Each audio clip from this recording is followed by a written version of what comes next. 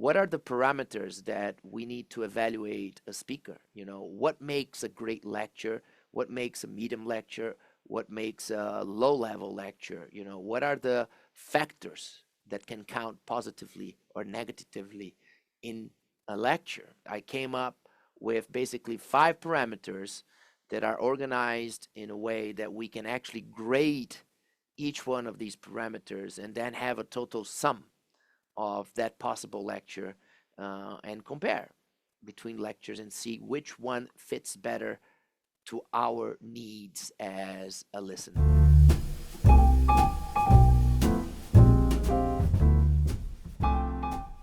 3, 2, 1, and we are back live with Coffee Break with Coachman with my dear friend Kirk Barrett. And today, a very dear topic, the speaker's evaluation chart. How can we evaluate a speaker that we are about to listen so we understand beforehand if it's worth sitting and staying? Or how to evaluate ourselves as a speaker to learn our mistakes and get better for the next one. This is a topic that, of course, makes me very excited because speaking and lecturing is my main job for the last 10 years, for sure. But I also like to learn from other speakers, evaluate other speakers, and above all, understand how to use my time better. Should I go to this class or should I go to that class? So should I listen to this person or should I listen to that person? Or maybe even better, stay at the bar and have a drink because nobody at that time is worth my time. And I know that this is something very common, and many times people walk into lectures at the beginning, and after 5, 10 minutes, they say, I don't think this is useful. They leave. Sometimes you spend 30, 45 minutes, and you only realize at the end that the outcome was not exactly what you expected, or the take-home messages were not clear. Sometimes you get actually excited throughout the lecture, but at the end, as you're flying back home, you're thinking about the lecture and you realize that there was nothing practical for you to actually do about that information. And on the other hand, sometimes we are surprised in a positive way. We walk into a lecture that maybe already started. We are standing on the back, watching some slides. We see some interesting stuff. We end up deciding we're going to stay. And surprisingly, at the end, we say, wow, this was totally worth it, my time. So I hope that this framework will help people make a faster decision, a better decision. Also, for speakers, this is a way that I started to evaluate myself after lectures to see my weak spots and how to improve them according to this framework. Yeah, I love this. I can't wait to be part of this conversation because I've been doing this for 30 years and you've been doing this way longer than I have. Is that you see hundreds of speakers and some of them have so much promise. And you're like, oh, and then there's a few, just a few. They're like, you experience it and you go, that was magical. And so today, maybe we can shed some light on what made those magical Mm-hmm. moments. And then also, as a fan of education, you don't want to waste any time. You want to go and Yes. Mm-hmm. you get this high from an experience and you want to repeat it. And so it Right. becomes, it becomes something you wish for or you expect every time. So take us through this, Christian. How did you even come up with this? Where did the origin of this come from? Yeah. So that's an interesting story. We have a forum, a group, a big, powerful group of dentists from all over the world that we have this chat where we discuss all kinds of topics and even non-dental topics. And during the last few years, I believe 4 or 5 years, actually when pandemic hit and there was all this political discussion about the mess that how politics was getting involved with the medical problem and the issues with COVID and the right wing and left wing and so on. And one colleague shared in the group a framework, a chart on how to evaluate and classify media channels, news channels, right? And it was super cool because it was placing all the major channels of the world, organizing in a level of quality, information quality, bias level, political influence, And in one shot, you could have a clear vision of what was going on with the information and where did you want to put your time listening to the information that you believed was more reliable. From that chart, we brought the discussion, how can we do this with dental speakers, with teachers, right? With lectures. So I kept that in my mind, and in the evening, I started to draw some graphics and create some strategies and try. The first question that I asked myself is, what are the parameters that we need to evaluate a speaker? You know, what makes a great lecture? What makes a medium lecture? What makes a low level lecture? You know, what are the factors that can count positively or negatively in a lecture? I came up with basically 5 parameters that are organized in a way that we can actually grade each one of these parameters and then have a total sum of that possible lecture and compare between lectures and see which one fits better to our needs as a listener. Yeah, I love it. And you're going to take us through a two-dimensional framework and then also a third dimension, which will Yeah. be great. So we have basically 4 factors that impact a quality of a lecture. If you can imagine these 4 factors as a slice of pizza, okay? So you have a pizza and you slice the pizza in 4 and you have 4 different flavors. And these 4 different flavors will create the quality of the overall pizza. And then what you do is that you take these pizzas and you make 100 of them and you place them one on top of each other and you create a third dimensional aspect where you can have the 4 aspects in a lower level and the same 4 aspects on a higher level. And that brings us to the 5th component. So let me explain what, in my vision, are the 4 basic components of a lecture, right? Number one is the obvious one, educational quality, meaning how good the speaker is as a teacher, right? Teaching quality, number one. Number two is entertaining quality, completely different than teaching quality. We can remember for sure in college or at dental school, you know, those amazing teachers that were not necessarily very good entertaining and could even be boring, even though they were good teachers, right? On the other hand, we see in the dental circuit, lecturing circuit, many very good entertainers that are not necessarily good teachers, and some of them are not good teachers at all. They're just good entertaining us with whatever they are talking, right? So these are 2 components. The third component is the clinical quality of the information. You know, how good the clinical work, how good the speaker is clinically, or how good the topic, the content is clinically, right? So that's the third aspect for me. Of course, that has equal impact on the quality of the lecture. So we know, very common, many times great university professors have very low clinical quality because they haven't done clinical work for a long, long time. And that, of course, impacts the quality of the lecture. If they don't have clinical experience or they haven't been doing clinical work, they need to be very smart to partner up with great clinicians that will support them with content and support them with information to strengthen their lecture from the clinical side, regardless if they're clinicians or not. So clinical quality is the third aspect. And the fourth aspect is how useful the information is. How relevant is the topic? Because you can have a great teacher with great entertaining skills and great clinical quality in the lecture, but the topic is just useless to you at that moment, right? Or you can have the opposite. The topic is amazing for you, but the teacher is not good. There's no entertaining quality and there's no clinical quality. So ideally, the perfect lecture means that you have a great teacher that is also great communicator, great entertainer, that has great clinical quality in his lecture, and brings a great useful topic in his lecture. So very useful take home message. So these are the four slices that creates this pizza that is the two-dimensional evaluation of the lecture.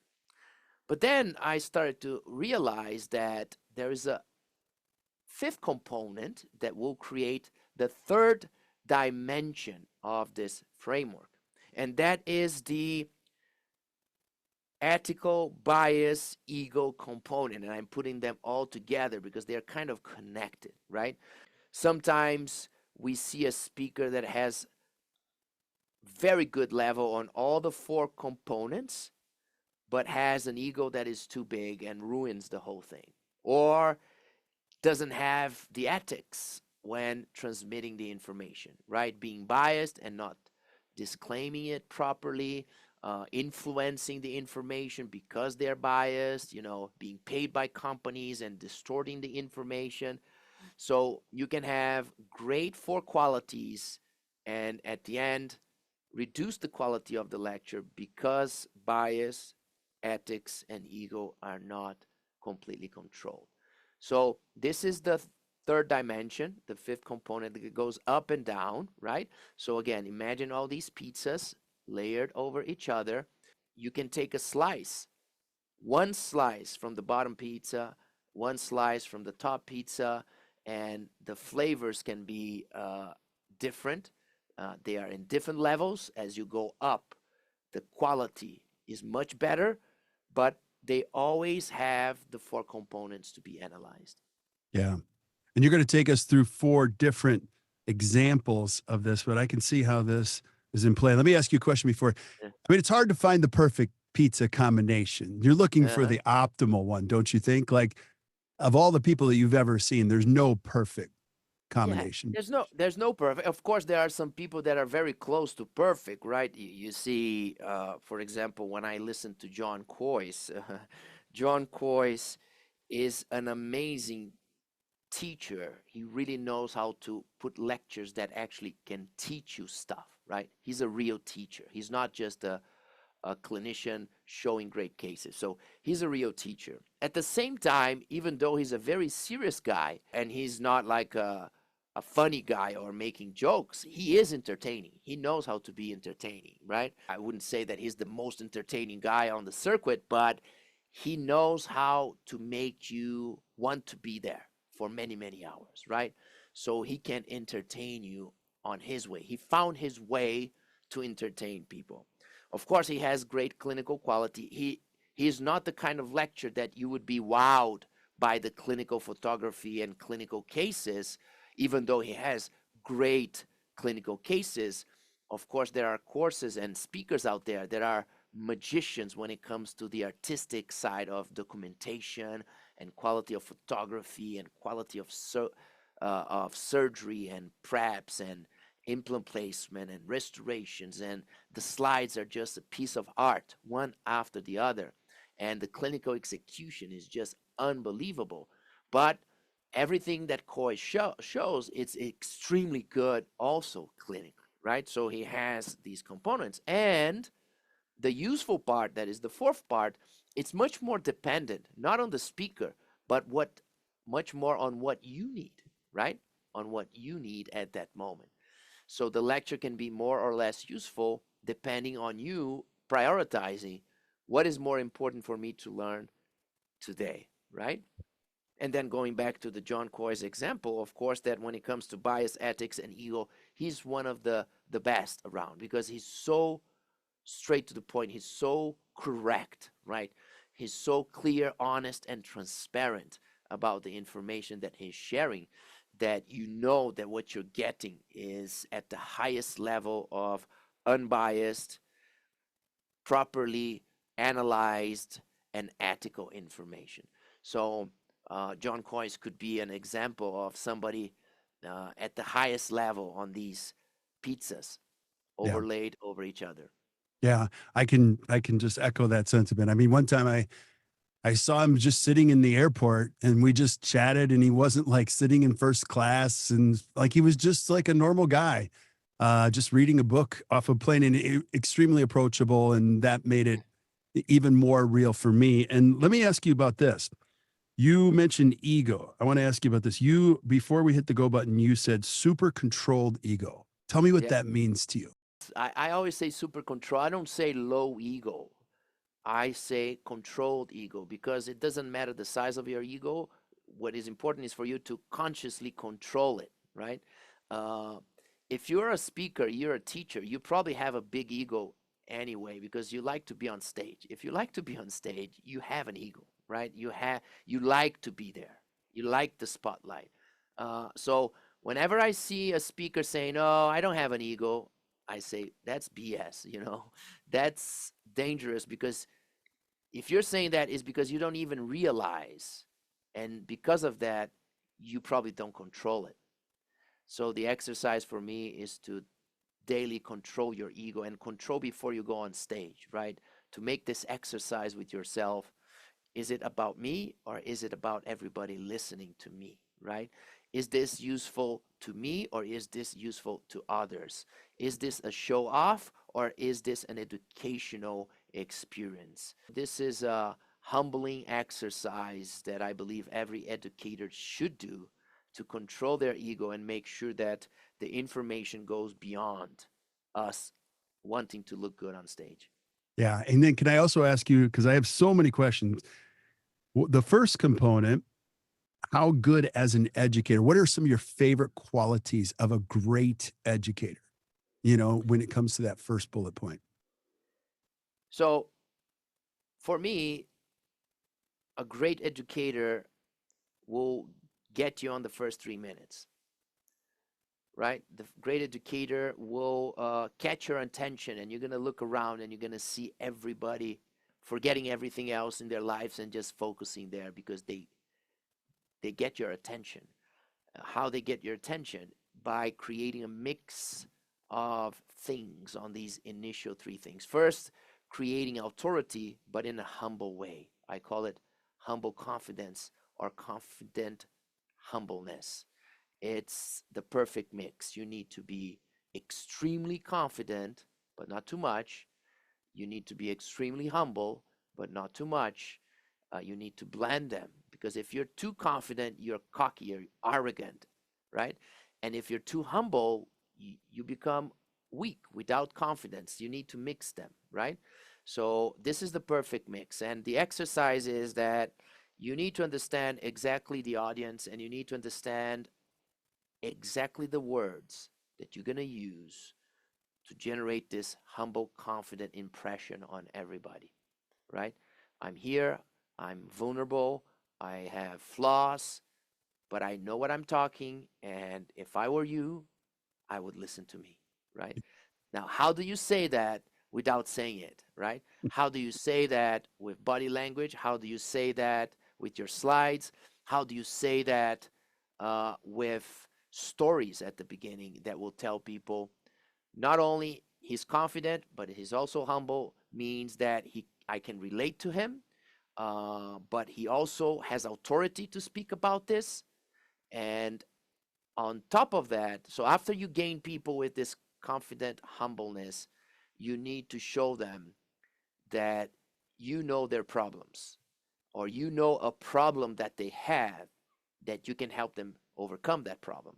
So you need to jump straight into a fact, an anecdotal story about something that happens where 90% of the crowd will connect.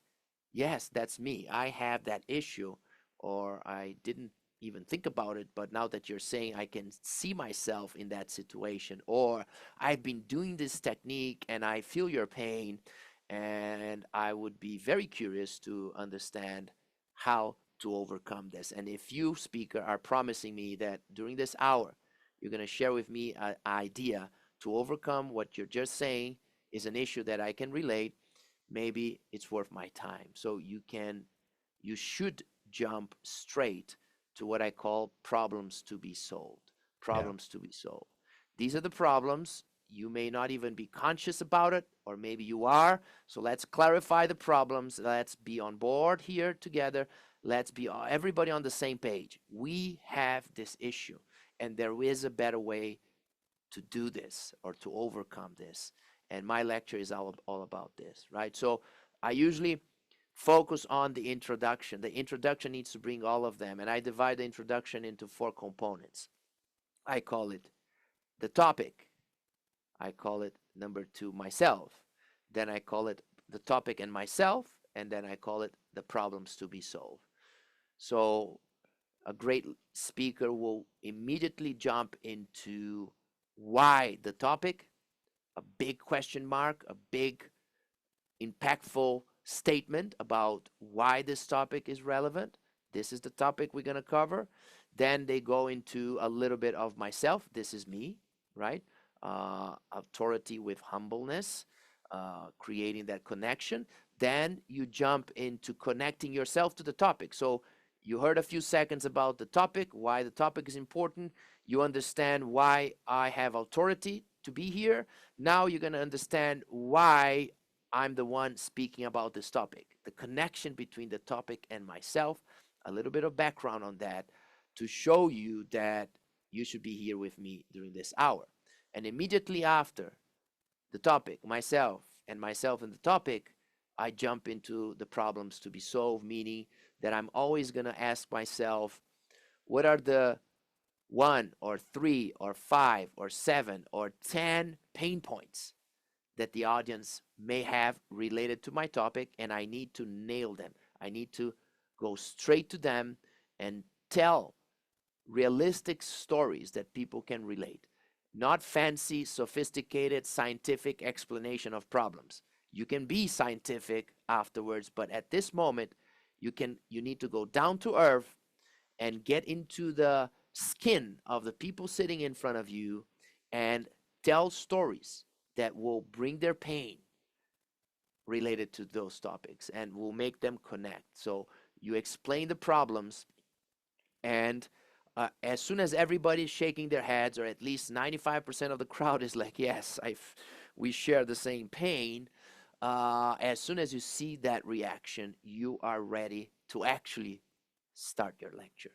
So Yeah. this is the introduction. So when I'm sitting there and somebody, starts their lecture, I'm looking at these components to see if they are able to to check all these aspects, so we start in a good way the lecture. Yeah. I think you're so right, because if you've ever been to a great lecture or a sermon for that matter, a great Yep. sermon, let's get a, you go to a great sermon or a great anything, you're like, that person was talking to me. There were several Yes. hundred people, but that resonated right here Yep. in my chest. Don't you agree? 100%. Yeah. 100%. And it's impossible to win 100%, but a good lecture, you can win 95% of the people on the crowd, and that's what you want. You want 90%, 95% of the people saying, I want to be here. Yeah. This is the best place to be at this moment. It all starts with the introduction. The problem is that usually people put a lot of energy preparing their whole lecture, and they don't put energy on the introduction, because the introduction is just an introduction, and they jump, they stumble over the words, and they don't have that flow. And the other problem is that usually on the first 3 to 5 minutes, when you're most nervous, so you mess up even more, right? Because you are nervous. So the key for me to control your nerves is to rehearse and prepare the introduction, almost memorize the introduction to a level that you reduce the anxiety to a lower level, because you have that flowing in your mind. So you repeat, repeat, repeat. And I do this still today. The 10 minutes before I go up on stage, I'm silent, I'm on my corner, and I'm not memorizing anything. Some people like to write notes on all the slides. I don't like that, because it doesn't come out natural, right? But the beginning, I tell people, you should memorize as much as possible. If you can memorize the first 30 seconds word by word, that's the key. Because as you repeat this, you go up and you're anxious and you're nervous. You just take a deep breath and you just go very slow over that part that you rehearse. You know that everything else will follow. And you rehearse that beginning. And as you're repeating what you already know is the best way to start, you're not trying to find the words, you're not trying to guess. You're just repeating what you already rehearsed.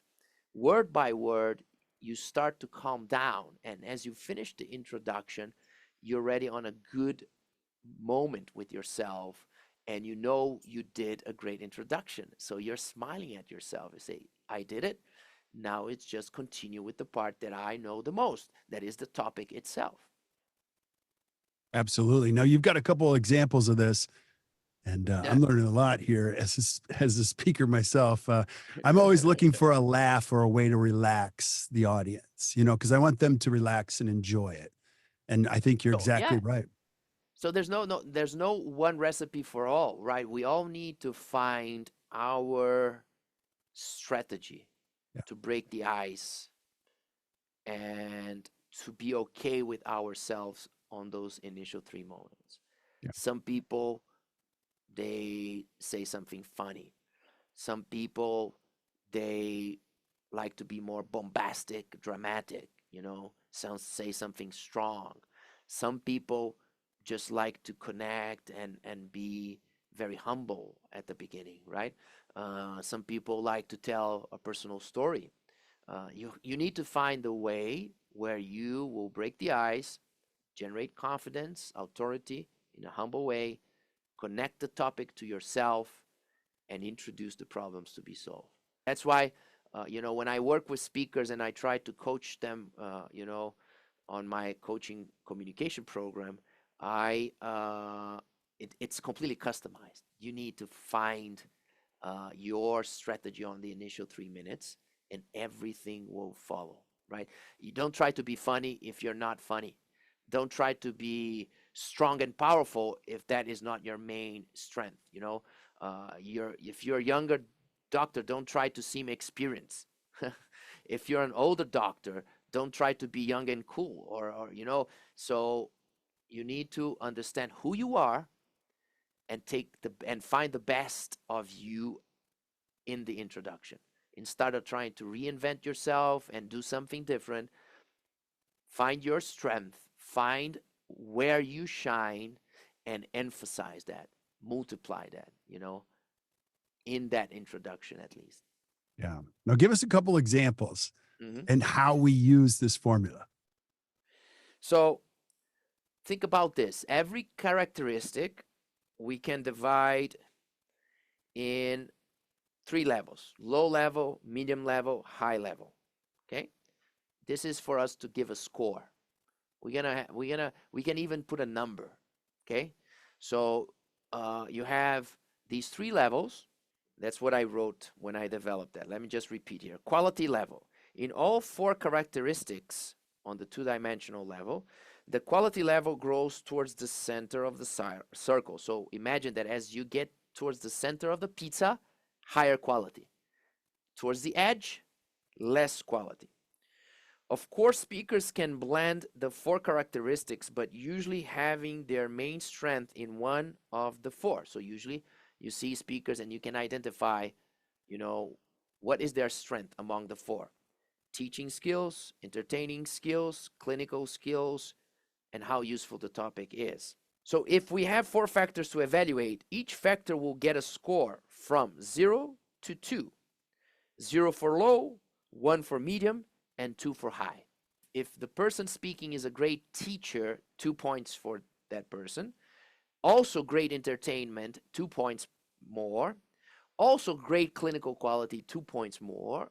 And also very useful topic, 2 more. So we have max 8 points over there. Okay.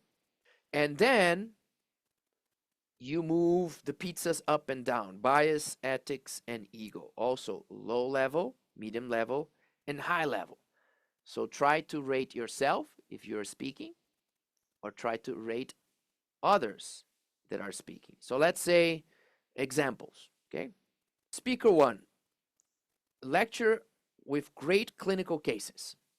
So showing great clinical cases. So you see that the speaker has great clinical quality or a great clinical team.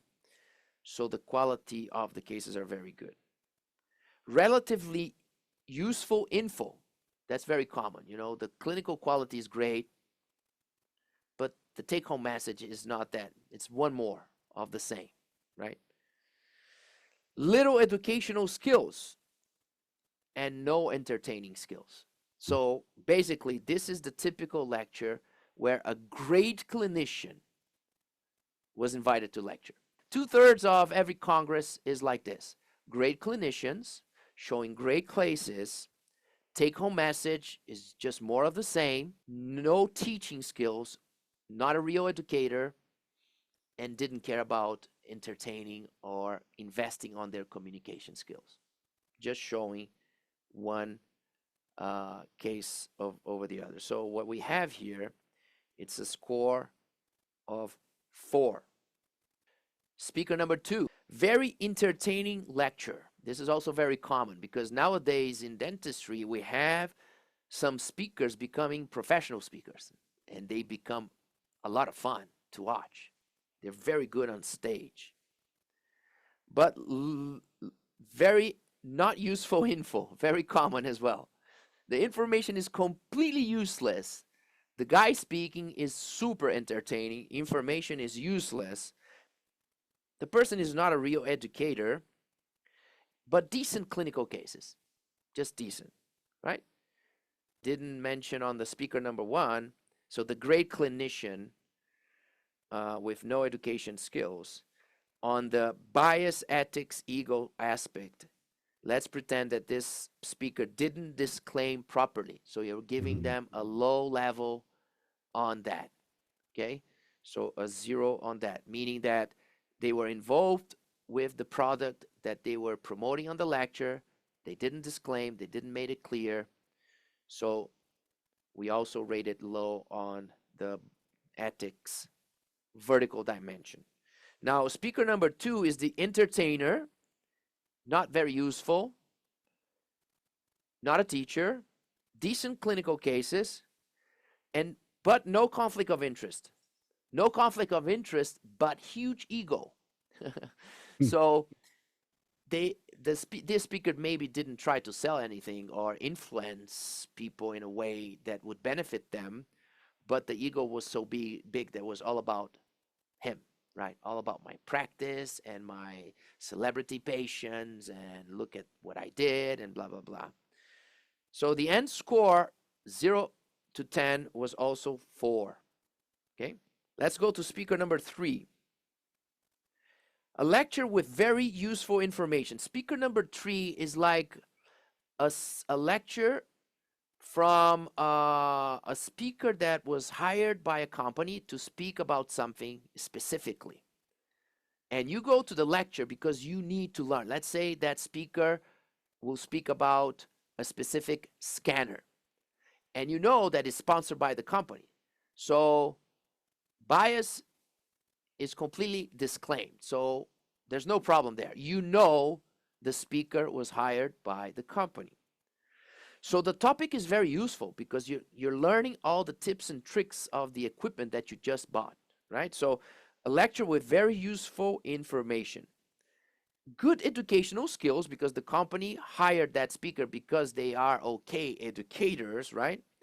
But average entertainment charisma and average clinical cases, okay? High level of bias since the speaker was hired from the company, but everything completely disclaimed. Very clear, nothing hidden, okay? So the final score is 6.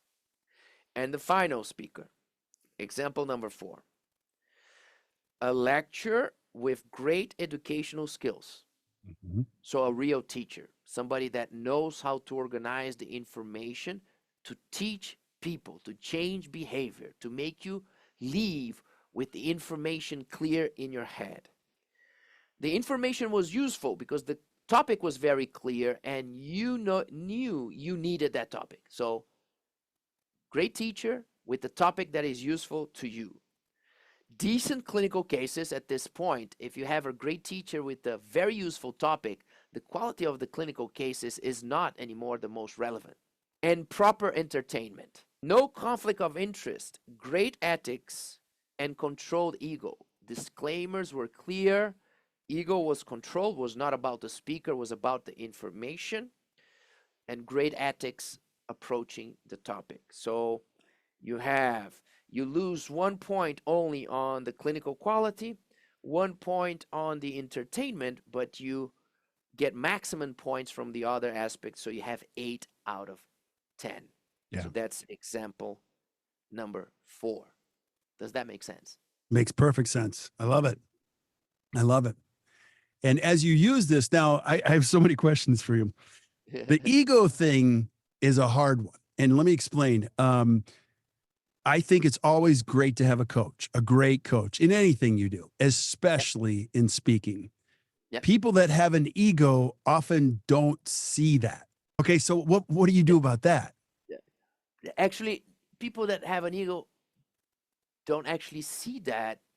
It's not actually true. It's partially true because people that have an ego and see that, they control it, so the others don't see that they have a big ego. Yes. So the ones that have a big ego that everybody sees, oh man, that person has a big ego, is because the person doesn't see it, so they don't know how to control it. So in 5 minute conversation, everybody's like, oh my God, such a big ego, right? It's not about how big is your ego, but how conscious you are about it and willing to control it to become a better version of yourself. Yeah. In your coaching, have you ever told anyone your ego is too big? I Yes, And has it yes, been yes. received well at all? So as a communicator, you also know there's a saying in Portuguese. I don't know if you have it in English. God gives the cold according to the The blanket. blanket. So God is not going to give you a level of cold, of temperature so low that you don't have a blanket good enough to handle it. Okay. Right. So in communication is the same. You need to know if you have enough credits with the person to tell the person certain things. So as a coach, you need to gain those credits. You need to Right. create the connection. You need to create the relationship to a point that the person is okay. I like you. I respect you enough. You can be a little bit tougher on me and tell me a little bit more about the truth. Of course, you're not going to say that, and the person is not going to say that back. You need to feel that, and you need to feel the moment and say, let me tell you something. I need to be very honest with you here. And you need to find the right words to say that. When I'm going to say something tough to somebody, something that I do is that I first say it to myself, right? I say, look, I have a big ego. And every time I don't control my big ego, this is what happens. And I lose that moment and I make a mistake. And I did it in the past. And let me tell you some examples and some stories. And I got to the situation and I acted like this. My ego was on control and I messed up, right? You have a similar problem. It's not in certain situations, and this situation that I'm just analyzing here with you, it happened with you. And you lost the crowd, and people were talking on your back, and people were commenting afterwards. And even some people came to me to say that about you. So you don't be angry, don't be mad. It's up to you to use this to learn and to overcome this. Yeah. I love this. I love this. In so many ways, you can use this as an attendee. We often joke in the States that the best education is high quality, simple, restorative things that you go, oh, I can totally use that. I can totally use Yeah, that. And it challenges you to think a little bit bigger. And you feel like they have the same patience I do. You know, yeah, yeah, they don't have yeah. exclusive levels of patience or things like that. Don't you think? No, because so that's a common mistake. Once you get an invitation to lecture, you tend to really try to be as sophisticated as possible. Talking about a sophisticated topic, sophisticated procedure has absolutely no relationship to good lecture. And many great teachers will take a very simple topic and talk about it in a way that you will remember forever. We all still remember our best teachers in elementary school, in high school, in college, in dental school. We remember those teachers, and sometimes they were teaching basics. They were teaching simple stuff, but they taught us in a way that we still remember, and we became good on that topic because of the simplicity that they use to teach us that topic. So go back to that. That's one of my favorites is I have found that the best even take complex and they make it simple. Can you speak to that? Just this, you Yeah. know, So the first thing is that don't fall into the temptation to talk about everything. We want to cover all. Yeah, we want to bring like 20 years of experience into a 1 hour lecture. Topic is X, and we want to show everything we do in dentistry. That's a common problem. Don't make the lecture about the cases, but make the lecture about the topic, about the learning objective. It's not about showing great cases one after the other. What is the learning objective? Build the storyline, build the structure of the lecture to get to the outcome that you want in terms of information and take home messages. And then use the cases that you have to fit the pieces into that story. Cases, they need to be used, not necessarily from A to Z, all the cases, but bits and pieces to get you where you want in terms of the take home message, right? So you need to control yourself emotionally because we are so attached to the best cases that we did that we just want to show them fully from A to Z, one after the other. This is what I call a case presentation, not an educational lecture. The other thing to make complex simple is that you need to ask yourself, if you're going to lecture about something complex, it's because you're very good at it. You got the invitation because you've been doing it very well. So a good exercise is to go back in time and try to understand why you became good at it, how you became good at it. Go back in time and try to recreate your journey into not being good at it because we forget there was one day that you were horrible, that you knew nothing about this topic that you're lecturing today. You became good. 5 years, 10 years, 15 years, whatever. You had a journey. And for some reason, you succeeded in that journey step by step. Now, what you need to do is to take that journey and shrink into 45 minutes and explain the key moments that made you good at that topic. Distill your 20 years experience into the key factors that made you good at that specific topic. So you need to rehearse. You need to invest time. It's not just blah, blah, blah, speaking nonstop about how great you are on that topic, but organizing that into a path. It's like something that I always did was to, every time I was doing something very well, I was always asking myself, why am I doing this well? And how can I teach others to do this even better than me? How can I create a structure in this process? How can I create a recipe, a system, a step by step? How can I break it down into what really matters, right? So if you think about a topic and you say, I'm very good at it, start by writing bullet points. Everything that you think it's important to be good at that topic, and you write. And maybe you're going to come out with 20, 30, 40 aspects. Then you need to combine them. So now you challenge yourself, okay, I have 20 aspects that I think is important. Let's combine 20 aspects into 5 chapters, only 5. So this and this and this combined, this becomes 1. This and this are kind of together. Okay, this is 2. These other 5 are all under the same umbrella. Okay, this is 3. And suddenly you have a 1, 2, 3 recipe to become great at it. And then you break it down. 1, you have these components. 2, you have those components. 3, you have those components. And you create a timeline. Say, so first you need to control this, then you need to control that, then you go to that. And as you exercise that, you create a system that has a flow where the order makes sense. And many times as you're building this order, you change the order. Say, no, no, no. Actually, this topic should come before that topic, not after. And you change. You say, no, it's 1, 2, and 3 like this, right? And then you start to rehearse and repeat. So I'm constantly repeating the story to myself over and over again and polishing the system, polishing the recipe, distilling, simplifying, structuring, right? In a way that now I get somebody that is not good at this topic and I say, look, I'm going to make you great at this topic in 45 minutes. Let me explain to you.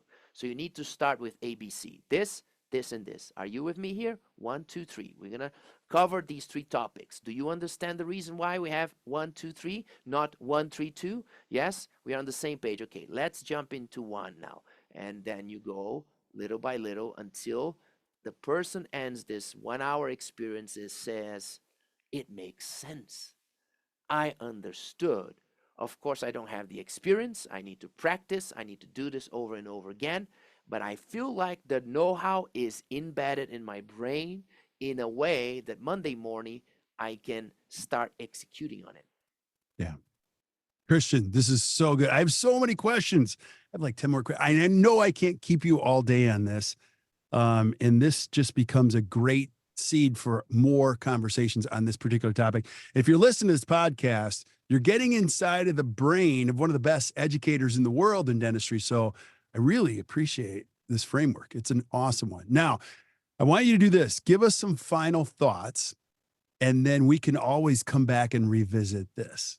For the listeners, for us when attending a congress or a lecture, your time is precious. Don't waste your time with things that don't deserve your time. So, putting some energy on actually evaluating what you're going to do with your next 1 hour actually makes sense, right? So, ask yourself pragmatic questions. Be pragmatic with your time. It is better in a dental congress, it is much better to be networking at the bar, having a drink and a cool conversation with people than sitting in a lecture for 1 hour and taking nothing out of it. And I can tell you, unfortunately, too many lectures in congresses are not worth watching because of one of these 5 reasons. Either because the topic is not useful to you. So, first question you need to ask yourself is, what are my priorities? Don't just listen to stuff because you're going to get even more confused. And even worse, if you go to a lecture that the topic is not a priority for you and the lecture is amazing, it's going to make you feel like you should make that topic a priority when you already decided before it wasn't a priority, and you're going to get confused. So ask yourself, you're going to a congress, you are going on a mission. It's a 2-day event, 3-day event. You are on a mission to take the best out of it, socially and clinically, technically, business wise as well, everything, right? So you are on a mission and you're going to pick your lectures professionally. You're going to be a professional lecture selector. You're going to become a professional lecture selector. First, prioritizing the topics, identifying the topics that are more useful. Then, researching about the speakers to understand who are the real teachers and who are just showing off. The entertaining stuff is a bonus, right? If you have 2 great speakers talking about similar topics, you can add the entertaining and say, I'm going to go to this. Or go consciously to an entertainer without expecting any education, but consciously say, I want to be entertained. There's no problem on that. I know that this is going to be a show, beautiful pictures, very funny, and I know I'm going to take 0 out of it, but I'm going to have fun. So, a conscious decision is what I'm suggesting. Make a conscious decision. And then again, ask yourself about the clinical quality, because if the clinical quality is not there, you need to then ask the second question. Should I trust the clinical insights that I'm getting, right? Or is this a lecture that is not about clinical insights, so the clinical quality is not that relevant? Smart questions. Ask yourself smart questions. And if you're not able to research beforehand, because most of these things you can already understand before the lecture, on the first 5 to 10 minutes, you can go back and ask yourself again and have a great feeling about where this lecture is taking you.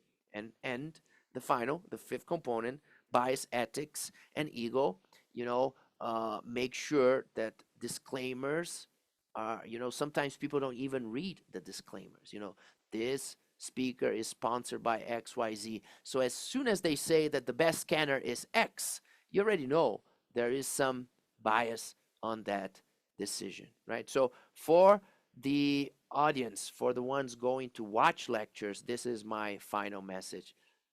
Choose better who you're going to listen, because there's an abundance of information, too much information in the world, too many people speaking about everything. We are overwhelmed with information. Make sure you choose, not only in dentistry, but in life, make sure you choose better who to listen to, Yeah. because time is short, life is short. And for the speakers, do the same exercise, but from the other perspective. Be humble, be tough on yourself, be critical, but at the same time, don't be too hard on yourself. Be critical so you can get better. Think about these 5 aspects, work on these 5 aspects. Every time you finish a lecture, give yourself a few minutes and ask yourself these 5 questions. How good I was on these 5 aspects, and how can I get better to the next lecture?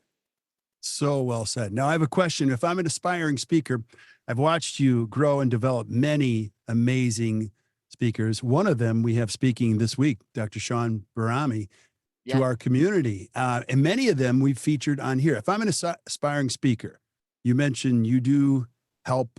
yeah. If I wanted to reach out to you, how would that work?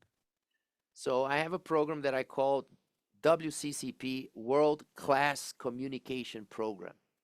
It's a coaching program for speakers, experienced speakers, beginners. It doesn't matter what stage you are. It's one of the things that I do that I love the most.